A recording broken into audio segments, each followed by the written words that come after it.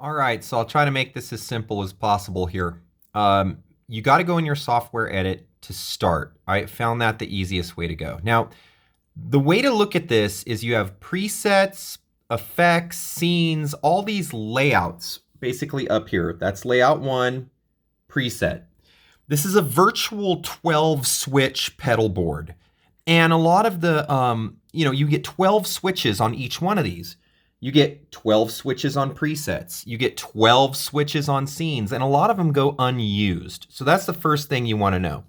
Like for instance, here's the presets. I've got virtually, 12 switches I can use on the preset mode.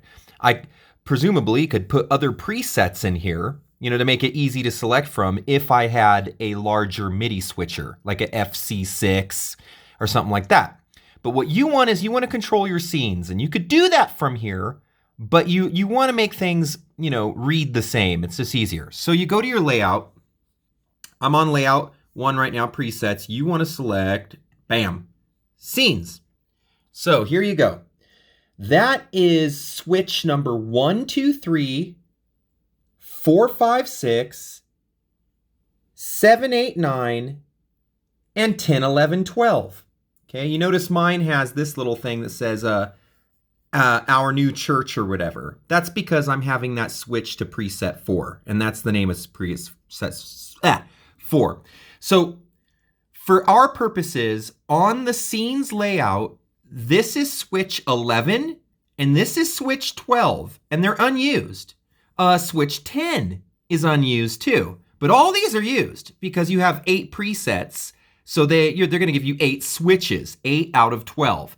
So in this layout, scenes, you have 10,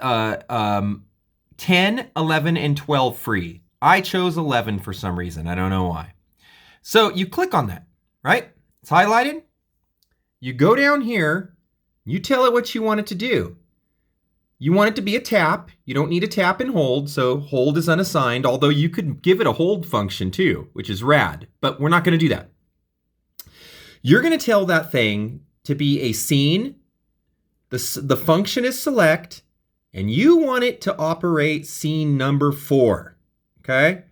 Now, I want it to go back to the previous scene if I hit it again, so I turn that on. So if I go from scene 1 and hit my switch and go to scene 4, I want to tap that exterior switch and go back to my scene 1, just for convenience. You don't have to, but I think it's a neat trick. So anyway, there you go. That's unassigned, no hold, but you could give it a hold function, Ellie. It'd be rad. So you go to scenes on your FC controllers tab. You find, I did 11. You could do 12 if you want to, but you highlight it. You tell it that you want it to be a scene. You want it to select. You want it to select scene 4, and it's on. Okay, cool. Now next. Now we go to our old friend here, if you remember this. And what you're going to do is you're going to go to Home, get you out of there, and then you're going to go to Setup, and you're going to go to FC Controllers. Yeah, sorry, I don't have a stand. I need to get a setup for this. And you're going to enter. And then you're going to page over to, is that stand-in switches? Yes, stand-in switches. And you see what I did on mine. I went to foot switch number 2, FM3 foot switch 2 tip. It already says it there because mine just happens to be tip. Yours may not be. You'll have to find that out.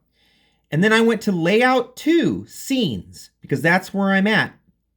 And then I went to scene number, this is where we messed up, Ellie. We have to go to scene, our foot switch number 11, because it's unused. And then you scroll to scene select. After you've done that, you exit. And if you have it set up just like this, you're in business, buddy. And this is a global setting. So you're going to get this on, it's not a per preset. You could set this up to only do this on one preset if you want, but this is a full global setting. So on every preset, you're going to be able to access scene number 4, which is what I want if I was doing it. I don't know if I'm going to do this yet, but I might have it do something different, like turn a delay on and off, because I like that. or an input boost. I don't know. I might do something like that. But this is the controller I have right here.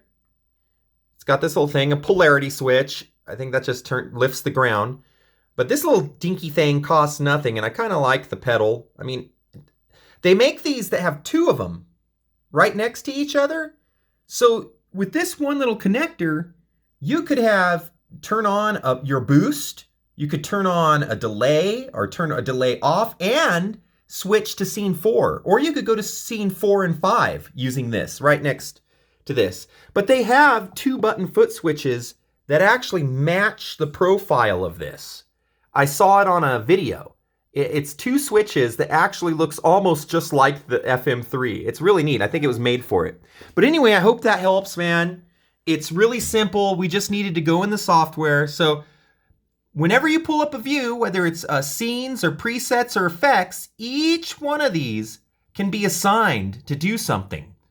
And the ones that aren't assigned by the factory, you can put switches and pedals on. And you just have to tell them what they're doing. And that's how you do it. All right. Take care.